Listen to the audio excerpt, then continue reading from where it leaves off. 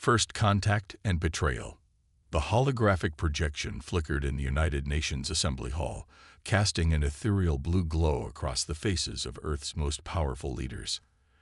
Admiral Sarah Chen stood rigid, her weathered hands clasped behind her back, as she delivered the report that would forever change human history. The object appeared beyond lunar orbit 48 hours ago, she said, gesturing to the massive crystalline structure rotating slowly above the assembly. It's approximately 3 kilometers in length and composed of materials we've never encountered. Ladies and gentlemen, we are looking at humanity's first contact with an extraterrestrial civilization. The chamber erupted in murmurs, but Chen wasn't finished. They call themselves the Nexarians.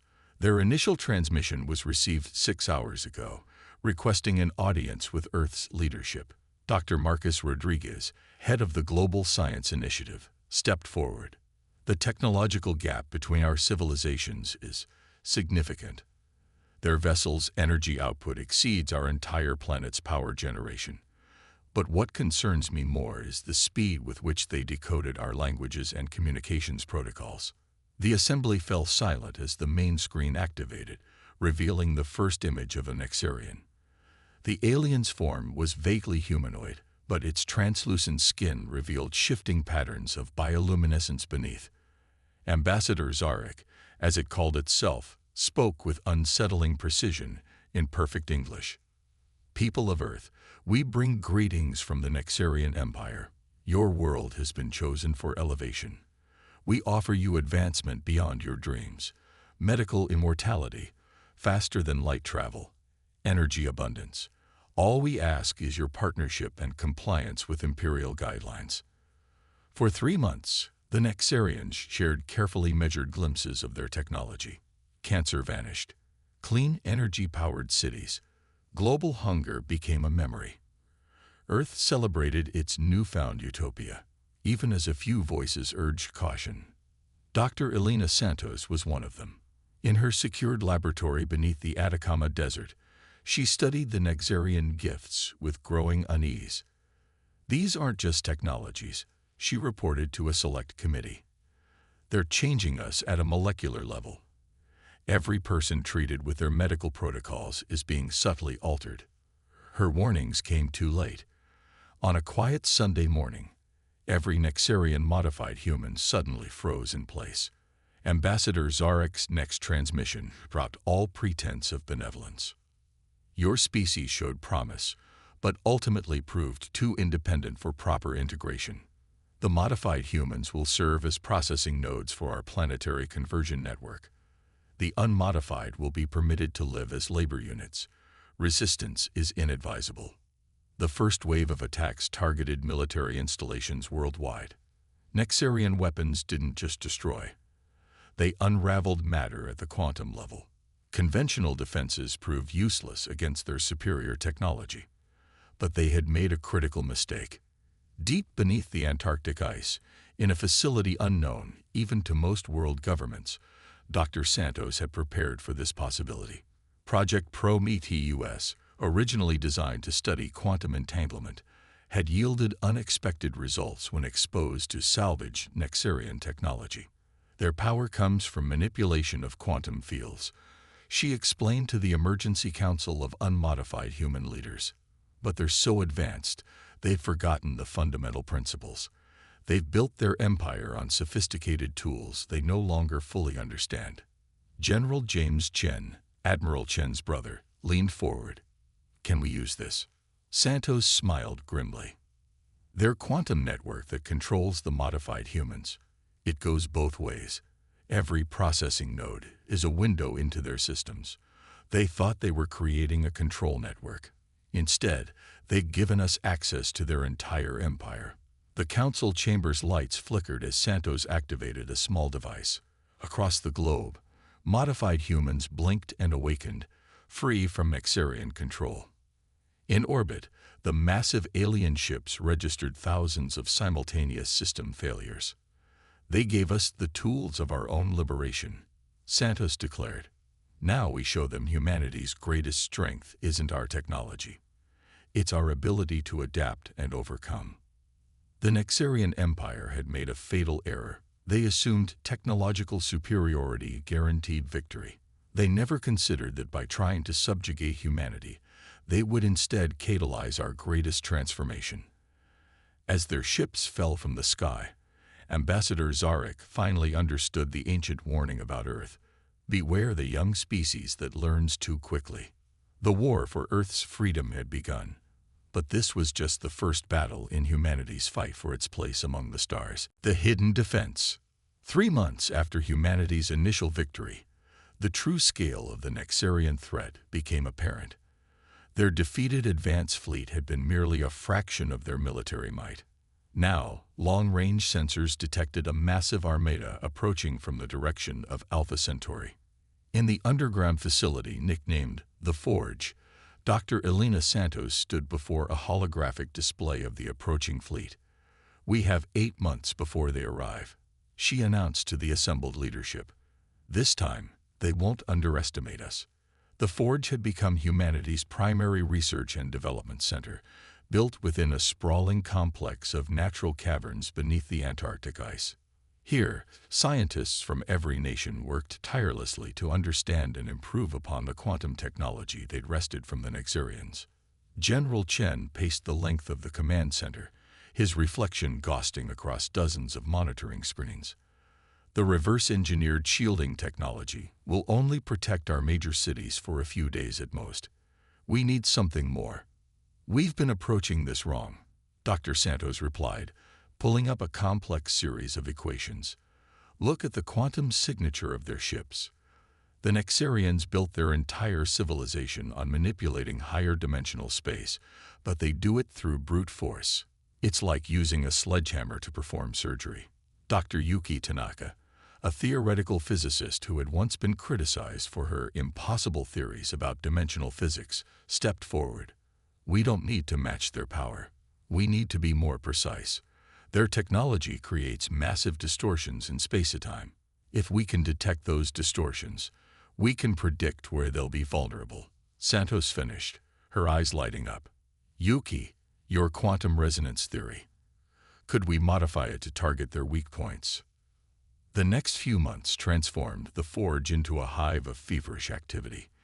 Teams of scientists and engineers worked around the clock, combining Dr. Tanaka's theoretical work with salvaged Nexarian technology. They called it Project Perseus, a weapon that could turn the aliens' own mastery of quantum physics against them. But it wasn't just about developing new weapons. Humanity had learned from the first invasion attempt.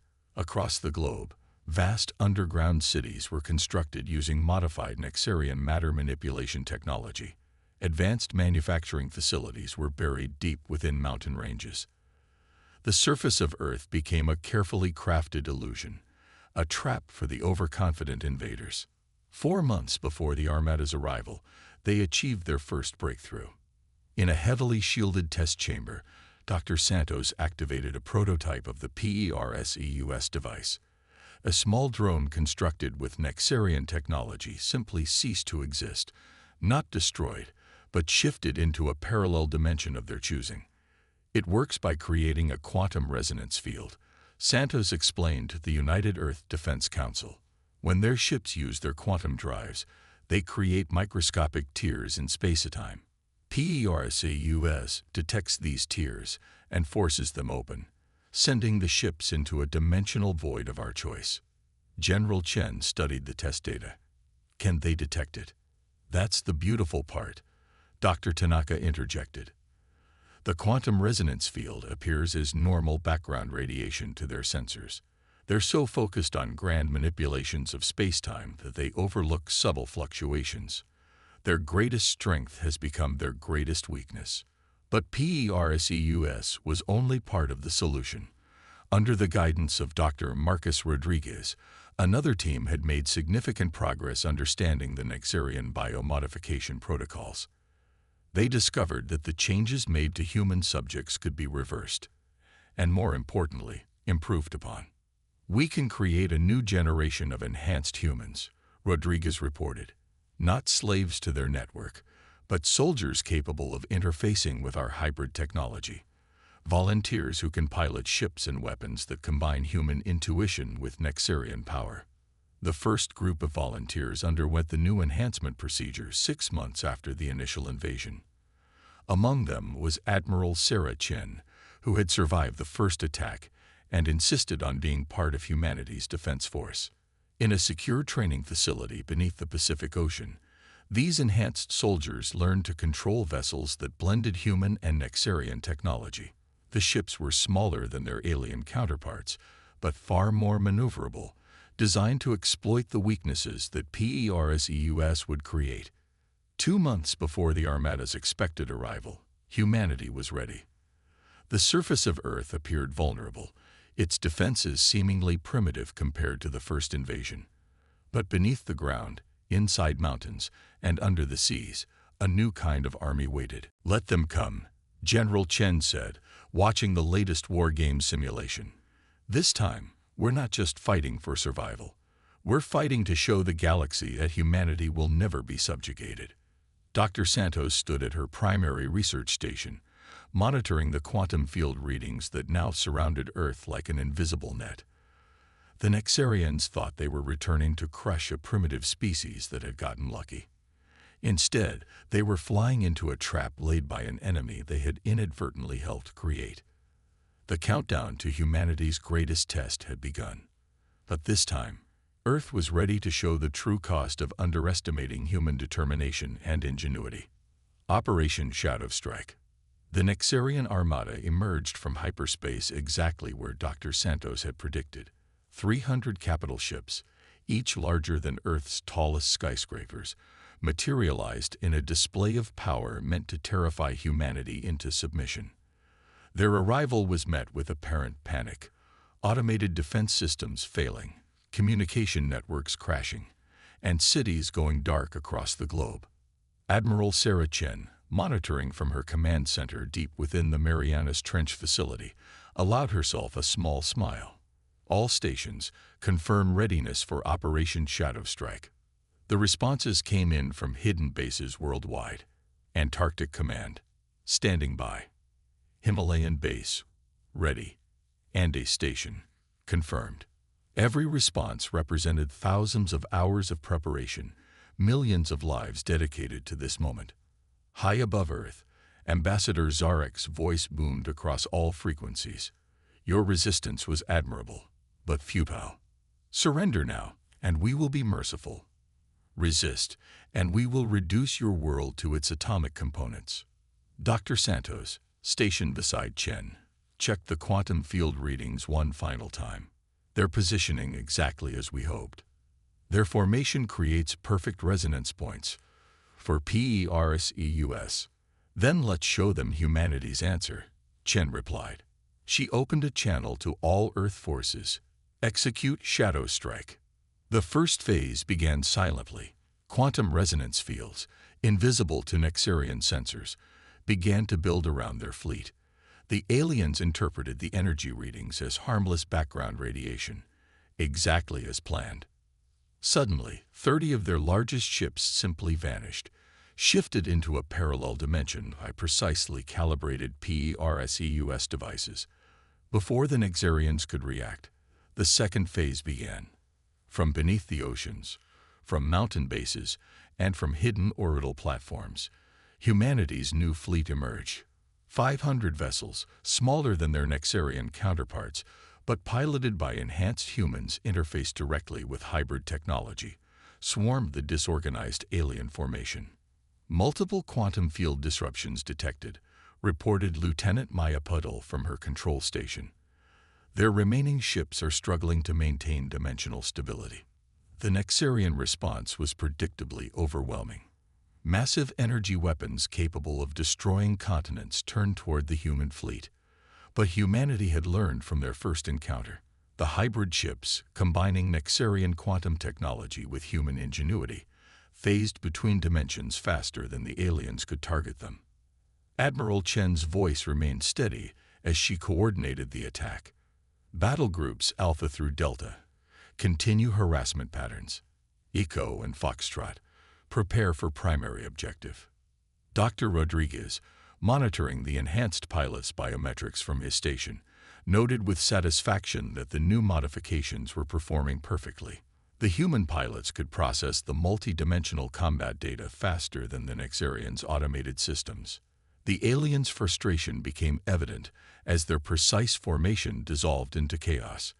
They had expected to find a weakened enemy cowering behind primitive defenses. Instead, they faced an opponent using their own technology in ways they had never imagined.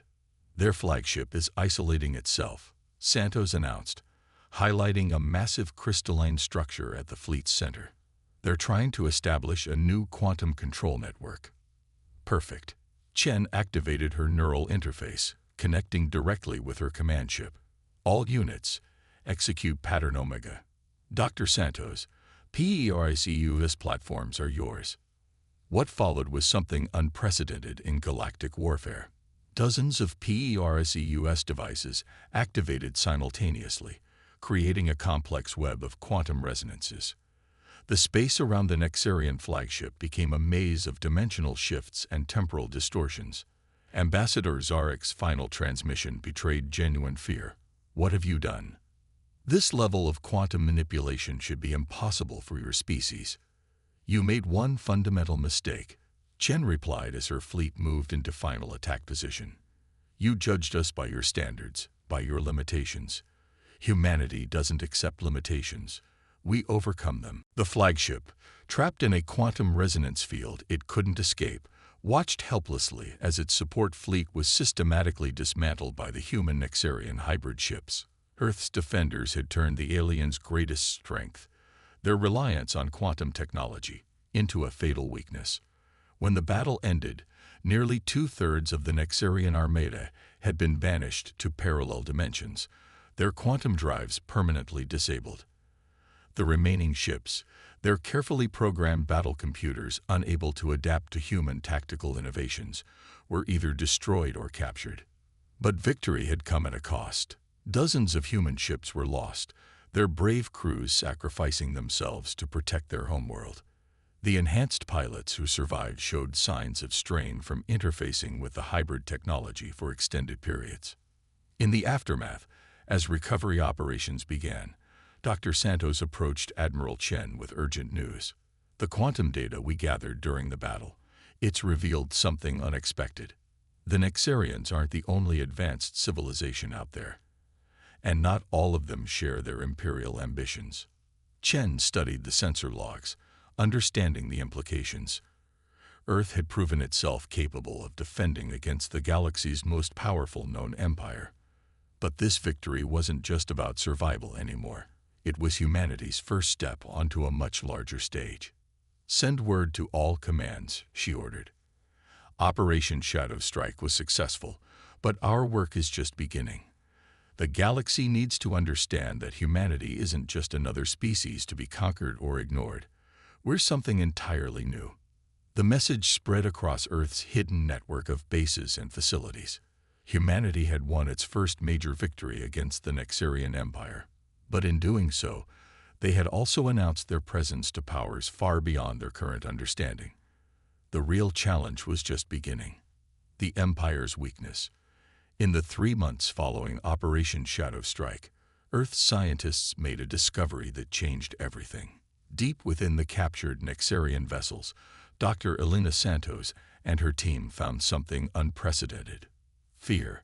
The quantum cores of the alien ships contained emergency protocols previously unseen, fail-safes that spoke of an empire not nearly as confident as it appeared. Dr. Santos stood before the United Earth Defense Council, presenting her findings with barely contained excitement. The Nexarians aren't just an empire. They're survivors, she explained, projecting a complex quantum matrix. Their entire civilization is built on borrowed technology. They didn't develop it. They inherited it. Dr. Tanaka stepped forward, adding to the revelation. We've decoded their historical archives. The Nexarians discovered the ruins of an ancient civilization they call the predecessors. Everything they have, their quantum technology, their dimensional manipulation, even their biological modifications, It's all reverse-engineered from archaeological findings. General Chen leaned forward, his eyes narrowing. You're saying they don't actually understand how their own technology works? Exactly, Santos confirmed. They've spent thousands of years learning to use it, but they never truly understood the principles behind it. It's why they were so devastated by our innovations. We're doing things with their technology that they never imagined possible because we're actually learning the underlying science. The implications were staggering. The Nexarian Empire, terror of the known galaxy, was essentially running on autopilot, using tools they couldn't fully comprehend. Their military might was based on overwhelming force rather than tactical innovation. Admiral Sarah Chen, who had been quietly analyzing battle data since their victory, saw the opportunity immediately. That's why their responses were so predictable during the battle. They've never needed to adapt because no one else had access to similar technology. Until now. But this revelation came with its own dangers. Dr. Rodriguez, studying the biological data from captured Nexarian specimens, discovered something troubling. Their entire species has been modified using predecessor technology. They're dependent on it. Without their quantum network, their civilization would collapse. The council chamber fell silent as the implications sank in. Humanity hadn't just found a weakness. They'd discovered an existential vulnerability that could doom an entire species. We need to approach this carefully, Admiral Chen finally said. Total victory might be possible, but genocide isn't an option. We need to find a way to end this war without destroying them completely. The next month saw the implementation of Project ORACLE, a massive effort to fully understand both predecessor and Nexarian technology. Teams of scientists worked around the clock, combining human intuition with advanced AI systems to decode millions of years of technological evolution. Each discovery revealed new opportunities. The Nexarians' quantum network, designed for control and domination, could be reprogrammed for communication and cooperation. Their dimensional weapons could be modified for peaceful exploration and colonization. But the most significant breakthrough came from an unexpected source. Dr. Maya Patel, studying the interface between human consciousness and hybrid technology, discovered something extraordinary. Human minds are uniquely suited to understanding predecessor technology, she reported. Our neural plasticity, our ability to adapt and form new connections, it's exactly what's needed to truly master these systems. The discovery sparked a new direction in Earth's strategy. Instead of merely defending against the Nexarian Empire, humanity could offer them something they desperately needed: understanding. The very foundations of their civilization were beginning to crumble, and Earth alone held the key to saving them. Admiral Chen presented the new strategy to the Council. We don't need to destroy the Nexarian Empire. We need to transform it. Show them that their reliance on poorly understood technology has led them down a path of stagnation. Offer them a partnership based on genuine innovation and understanding. The plan was risky. Many council members argued that the Nexarians couldn't be trusted, that they would never accept help from a species they had tried to conquer. But Dr. Santos saw something different in the quantum data streams. They're already changing, she explained. Every defeat, every demonstration of our capabilities is forcing them to question thousands of years of assumptions. The more they fight us, the more they realize how little they actually understand about their own technology. Earth began broadcasting a new kind of message to the stars, not threats or demands for surrender, but an offer of collaboration. Human scientists had already made more progress in understanding predecessor technology in months than the Nexarians had in millennia. The response came not from the Empire's military command, but from its scientific community.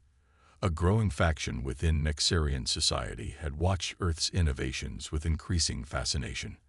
They saw in humanity not just an enemy to be conquered, but possibly their only hope for true advancement. As Earth prepared for the next phase of the conflict, a new possibility emerged, one that no one had considered when the war began. Perhaps humanity's greatest victory wouldn't come from defeating the Nexarian Empire, but from helping it evolve beyond its limitations. The question now was whether the Empire's military leadership would accept this radical change, or if they would choose to fight to the bitter end, clinging to power they barely understood. The next move would determine not just the fate of Earth, but the future of galactic civilization itself. Dawn of a new era. The final confrontation began not with a battle, but with a choice. On the quantum-encrypted channels used by the Nexarian High Command, a message spread rapidly through their ranks.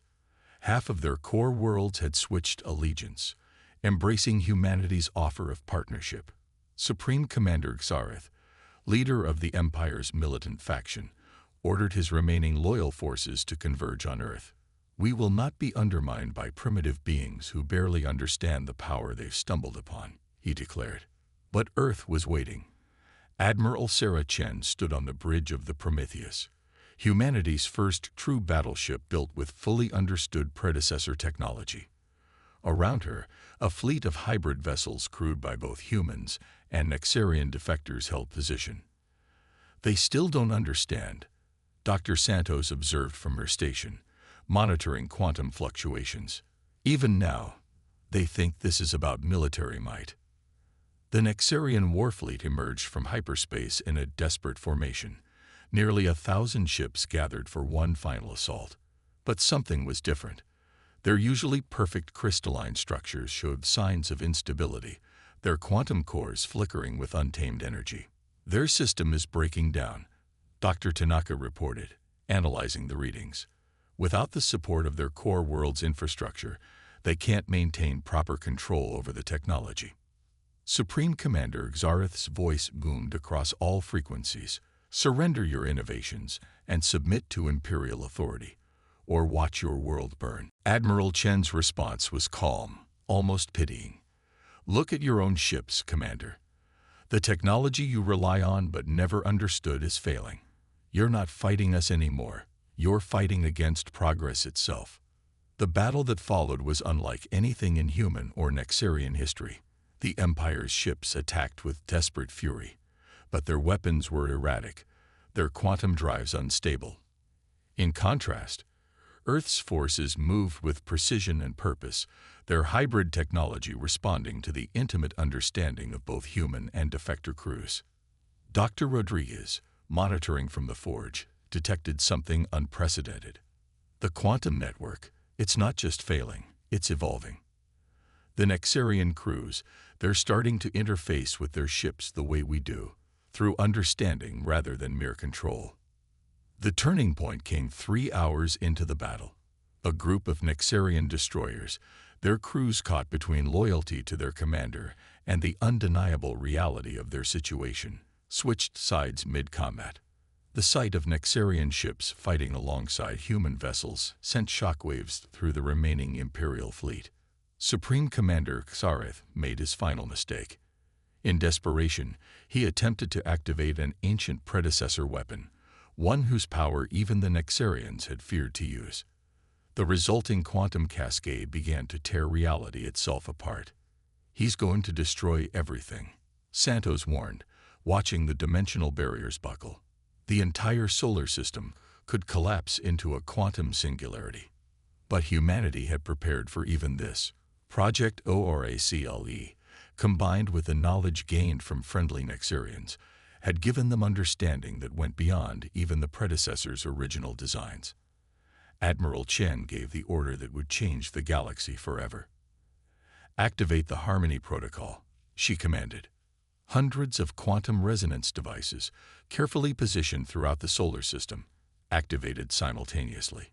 Instead of fighting the dimensional tear, they worked with it, channeling its energy into a new form of space-time manipulation. The result was beautiful and terrifying. The quantum singularity, rather than destroying everything, became a bridge, a demonstration of humanity's true mastery over the predecessor technology. The remaining Imperial forces found their weapons transformed into navigation tools, their ships gently but firmly guided into a massive containment field. Supreme Commander Xareth's final transmission betrayed both fury and awe. What have you become?" Admiral Chen's response would be recorded in both human and Nexarian histories. We've become what you could have been, a species that understands that true power comes not from controlling technology, but from understanding it. Not from dominating others, but from growing together. The aftermath brought changes no one had predicted. The Nexarian Empire transformed into the Galactic Cooperative, with both humans and Nexarians working together to understand and improve upon predecessor technology. Earth became a center of learning, where species from across the galaxy came to study the art of true innovation. Dr. Santos, standing with Admiral Chen on the observation deck of humanity's first deep space research station, watched ships of various species arriving for the first Galactic Scientific Congress. We did more than win a war, Santos reflected. We changed the very nature of civilization in this part of the galaxy. Chen nodded, remembering the cost, the lives lost, the sacrifices made. We showed them something they'd forgotten over millennia of empire building. The greatest power isn't in weapons or control, but in understanding and cooperation. As if to emphasize her point, a group of young Nexarian scientists passed by, eagerly discussing quantum theory with their human colleagues. Their bioluminescence patterns showed not the rigid hierarchical signals of the old empire, but the free-flowing patterns of genuine excitement and discovery. The galaxy was entering a new age. Humanity had proved itself not just capable of surviving among the stars, but of leading the way toward a future where understanding trumped power and cooperation replaced conquest. The predecessor technology, long used as a tool of domination, was finally serving its true purpose, bringing species together in the pursuit of knowledge. And somewhere in the vast expanse of space, ancient monitoring systems recorded this transformation, noting that finally, after millions of years, their technology had found worthy inheritors, not in the empire that had stolen their tools, but in the young species that had learned to truly understand them. The dawn of a new era had begun, and humanity was lighting the way forward.